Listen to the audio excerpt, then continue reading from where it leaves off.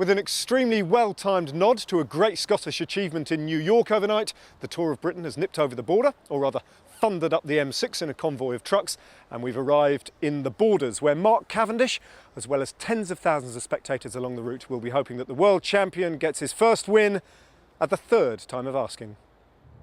Gone was the sunshine, Nottingham threatened wind and rain.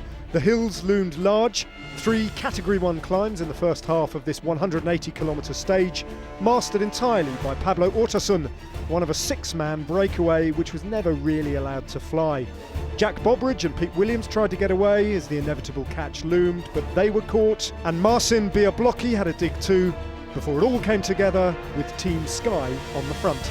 Here comes Mark Cavendish. Oh, he's beaten into second place. So second place to Mark Cavendish. What a finish that was. Lee Howard was the day's winner, as was, after some confusion, Boy van Poppel. His reward for another top 3 finish, the race lead. Well, what a good day that was for Orica Greenedge. Not only did Lee Howard get himself a stage win, but Jack Bobridge, who was in the break, won the Combativity Prize and earned himself a regional cheese, which is what the winner of that gets, Matt. You'd be happy with that, wouldn't you? Yeah, as long as it was a Wednesday, Dale. Fair enough. So, Team Sky, a confused picture for them on their stage yesterday. 2 aims, one of which was to defend the leader's jersey, but also to get Mark Cavendish a stage win. What went wrong?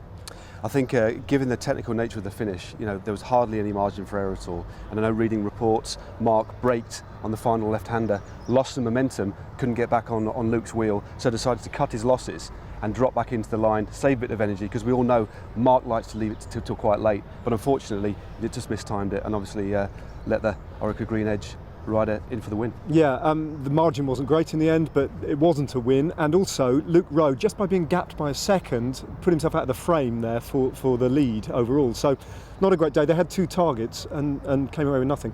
No, but I think they'll bounce back. I mean, it just shows, the finish yesterday, extremely technical. You've got to fight, even for 10th, 11th, 12th place, you've got to fight to hold the other rider's wheel. And the judges have a rule to apply. They applied it, and that second gap was there. So very unfortunate, but again, they'll be back at the drawing board, and we'll see how they attack the yellow jersey today. And just briefly, the guy who's in the lead at the moment, the boy van Poppel, yeah.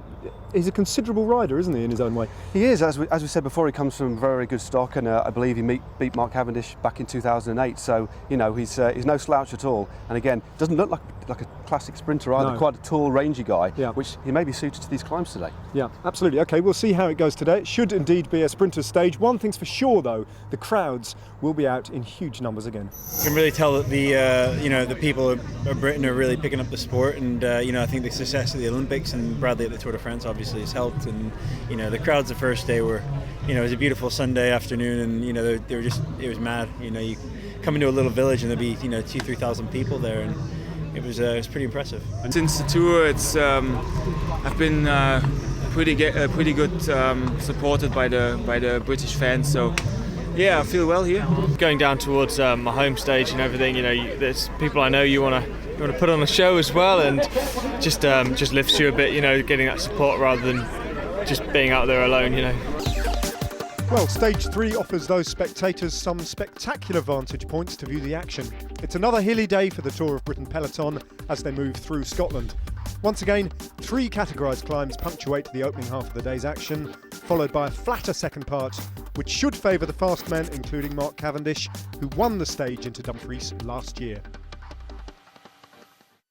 Scotland's stunning landscapes provide the backdrop for stage 3. For the second year in succession, the Scottish Borders and Dumfries and Galloway offer a challenging route that will take the riders through some of the most remote roads on this year's tour. It's a great advert for cycling in Scotland, and one that organisers hope will boost Edinburgh's chances of hosting a Tour de France Grand Départ. Tour de France is something that's been a target of ours for a long time. We've been working very closely with a number of partners over here, trying to get the race here. A Grand Départ in Edinburgh is something that I think we've sold very well to the ASO, and that we would really hope can become the reality.